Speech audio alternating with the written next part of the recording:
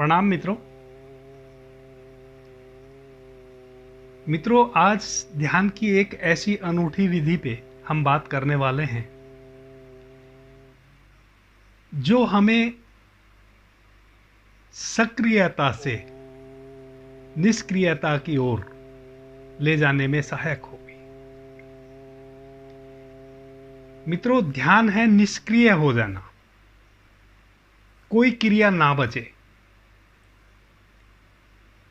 जब हमारे शरीर, मन और चेतना सब कुछ ठहर जाता है, निष्क्रिय हो जाता है, तब हम ध्यान में प्रवेश करते हैं। तो आज हम एक ऐसी विधि पे बात करेंगे जो पहले तो हमें सक्रिय करेगी, उसके बाद हमें निष्क्रियता में प्रवेश कराएगी। कहें कि ध्यान की एक सक्रिय विधि पे हम बात करते हैं। मित्रों, जैसे हम दौड़ते हैं ना, वैसे दोनों पैरों से एक ही स्थान पे खड़े खड़े दौड़े।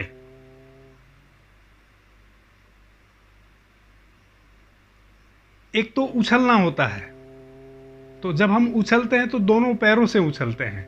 नहीं, हमें दौड़ना है, एक ही स्थान पे खड़े खड़े दौड़ना है, बहुत स्पीड से दौड़ना है। और दौड़ते हुए हमें, जैसे अंग्रेजी का जब हम ओ बोलते हैं उस समय जो हमारे मुंह का गेस्चर बनता है, वैसा गेस्चर बनाते हुए ट्रेन का, रेल का जो इंजन होता है, जैसे वह धुक धुक धुक धुक धुक धुक धुक करता है, वैसे धुक धुक धुक धुक धुक की आवाज निकालें। पैरों से दौड़ते भी रहें, जितनी स्पीड से आप दौड़ेंगे उतनी ही स्पीड से धुक धुक धुक धुक धुक धुक धुक धुक धुक धुक धुक का साउंड निकालते हुए दौड़े। मित्रों, बहुत ही सक्रिय विधि है, बहुत शक्तिशाली विधि है। अभी जब मैं आपसे बात कर रहा हूं तो सुनने में आपको लग रहा होगा कि यह भी क्या विधि है, ये ध्यान की विधि भला कैसे हो सकती है। क्षमा करें दोस्तों, लेकिन यह बहुत शक्तिशाली विधि है। मित्रों, जब आप अंग्रेजी का ओ बोलते हुए अपने मुंह का गेस्चर बनाते हैं, ओ, और इस ओ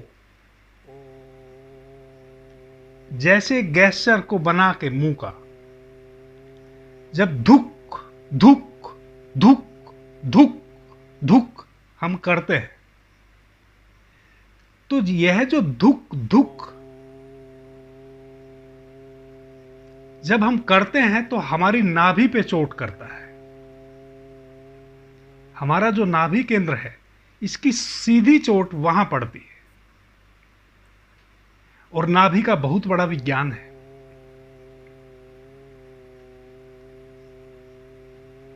कोई 5 से 7 मिनट आप धुक धुक की आवाज करते हुए दौड़े, बिल्कुल थक जाएं, पूरी शक्ति लगा दें।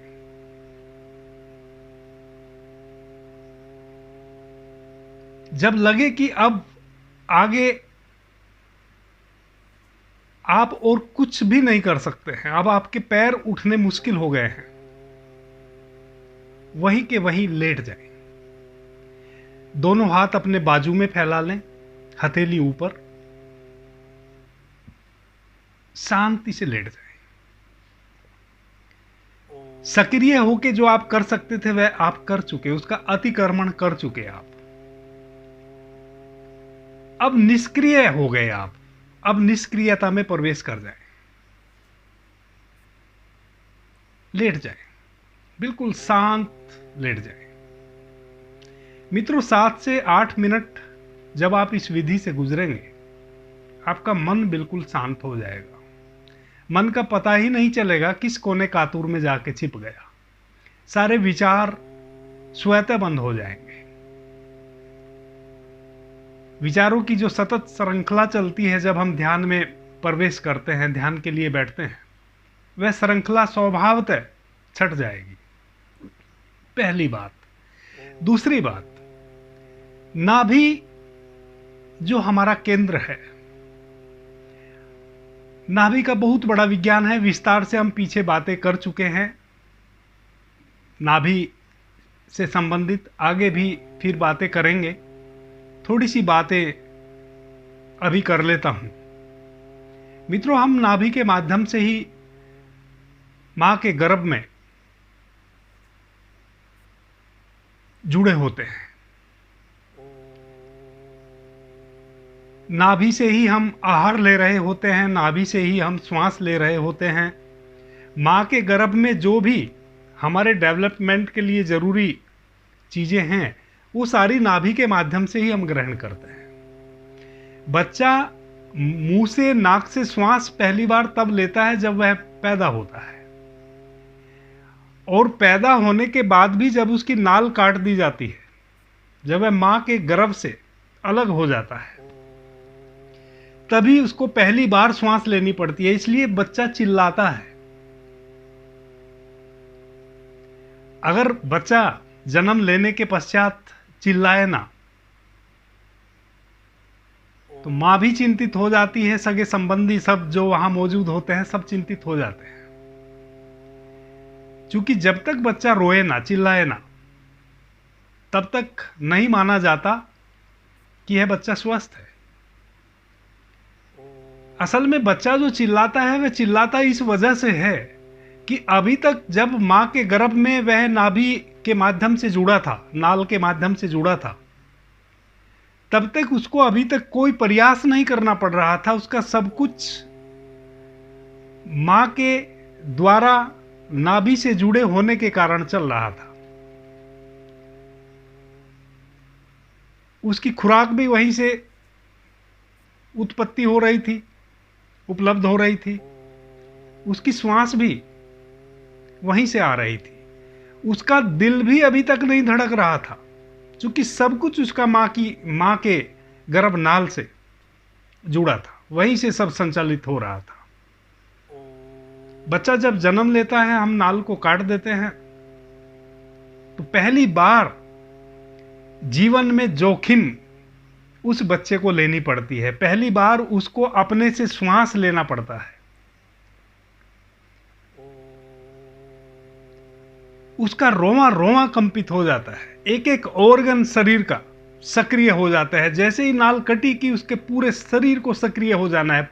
शरीर में जितने भी पार्ट हैं, जितने भी ऑर्गन हैं, सबको सक्रिय होना है। और वह जो झटका उसको लगता है, वह बहुत बहुत बड़ा झटका लगता है। समझदार लोग जल्दी से नाल नहीं काटते हैं,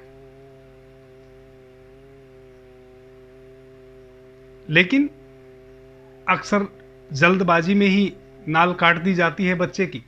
बहुत तगड़ा झटका लगता है, इसलिए बच्चा चिल्लाता है।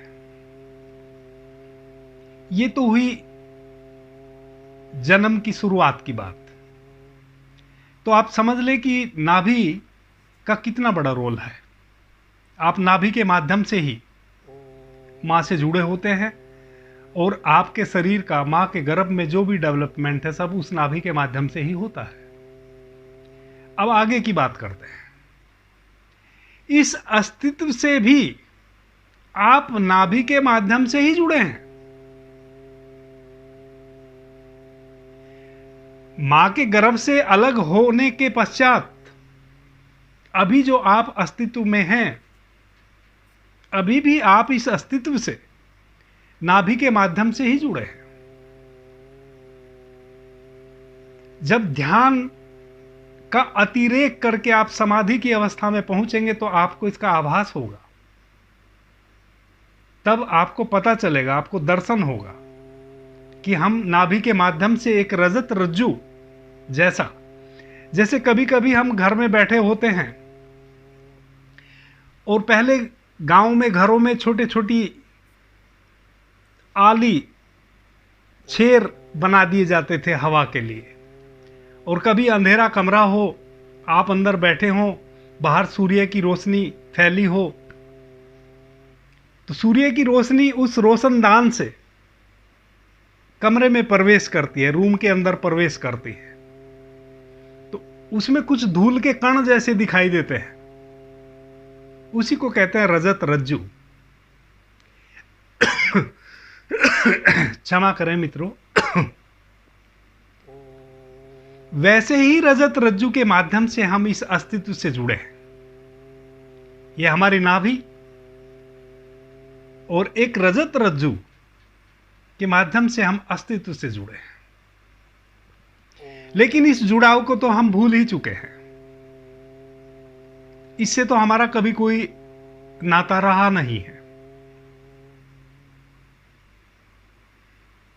आपका नाता रहा हो या ना रहा हो, आपको ज्ञात हो या ना ज्ञात हो, जुड़े तो आप अस्तित्व से, इस रजत रज्जु से ही हैं, जो कि आप समाधि की प्रथम अवस्था में ही आपको पता चलता है।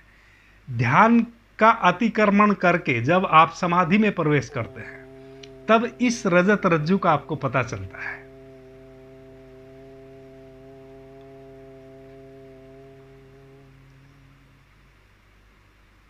यह जो मैंने विधि बताई है, यह आपके नाभि केंद्र को सक्रिय करती है। जब आप धुक धुक धुक धुक की आवाज करते हैं, वह सीधी आपकी नाभि पे चोट करती है। वह जो धुक धुक धुक आप करते हैं, वो सीधा आपकी नाभि पे चोट करता है, आपकी नाभि सक्रिय होती है। पहली बात।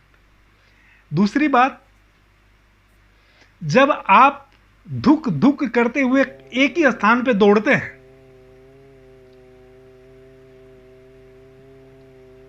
तो आपके शरीर में जितने भी सेल हैं, जितनी भी कोशिकाएं हैं, सारी सक्रिय हो जाती हैं। जो सब कुछ निष्क्रिय पड़ा है, वो सब सक्रिय हो जाता है। आप एक ऐसी ऊर्जा से परिपूरित हो जाते हैं, कहें कि एक ऐसी विद्युत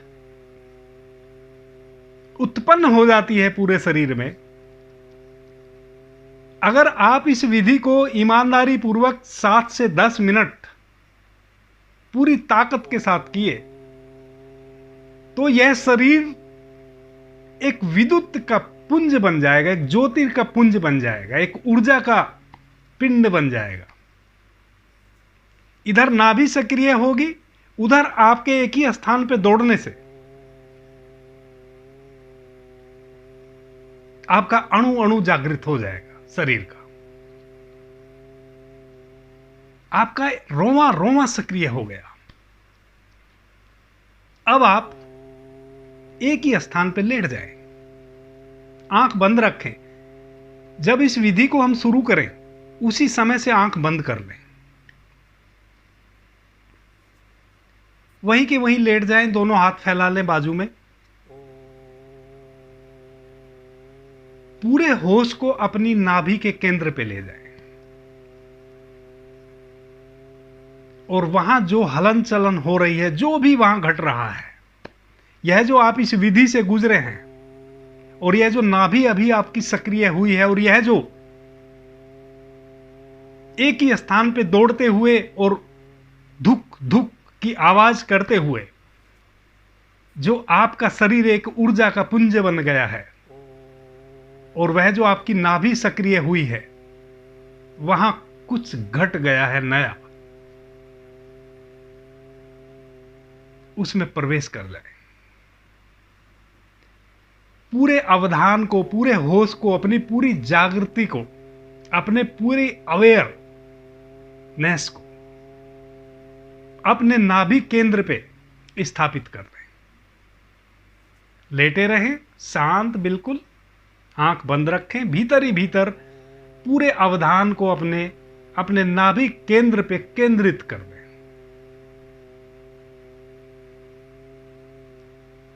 सोए नहीं, जागृति के साथ पूरे होश से, पूरे अवेयर रहें और अपने आप को नाभिक केंद्र पे स्थापित रखें। वहां जो घट रहा है, वहां बहुत कुछ घट चुका है। आपकी इस विधि पहले चरण से गुजरने से बहुत कुछ वहां घट गया है, अकल्पनीय घट गया है।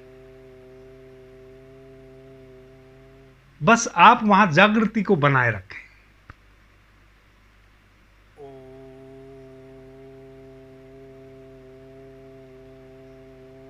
जैसे ही नाभि